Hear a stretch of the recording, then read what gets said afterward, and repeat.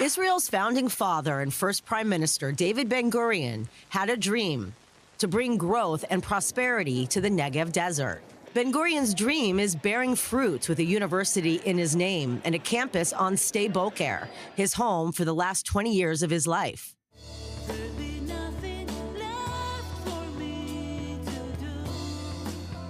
This week, the campus held a conference featuring hostage families and health professionals addressing the nightmare of the October 7th massacre and beyond.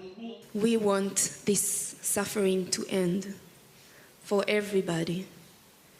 In both sides of the border, no one wants to live in war.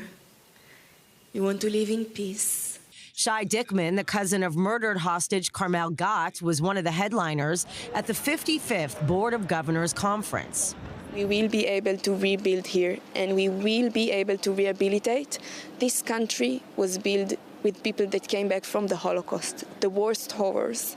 My grandmother waited for foreign countries to save her and for the war to end. People from around the world converged to take part in presentations about the long-term trauma affecting people of all ages, as well as discussions about finding creative solutions.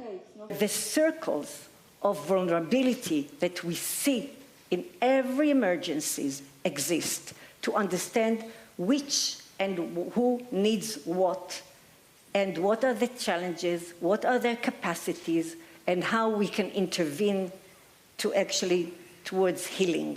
Professor Dorit Nitzan lived abroad for 17 years working for the World Health Organization. She returned home to Israel and is the head of emergency medicine at the university's School of Public Health.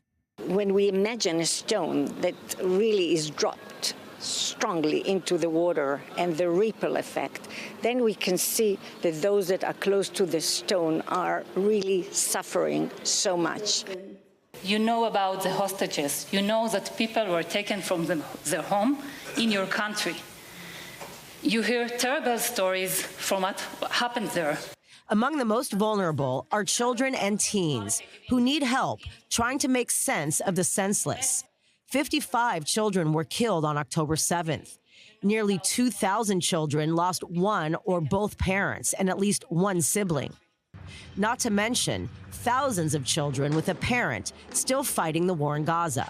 Not post-trauma. We're not even at the post yet. Yeah, exactly. We're not in the post, and we don't have many countries to compare ourselves, because it's not only the October 7th event, it's the war that's still continuing, it's the hostages still in Gaza, so we are still in the middle of it. It's very early to say when we can cure it. My research is so connected to my personal journey as a member of the Bedouin Arab Society in southern Israel. The Arab Israeli population is also experiencing ongoing trauma and distress, especially victims from the Bedouin community in southern Israel.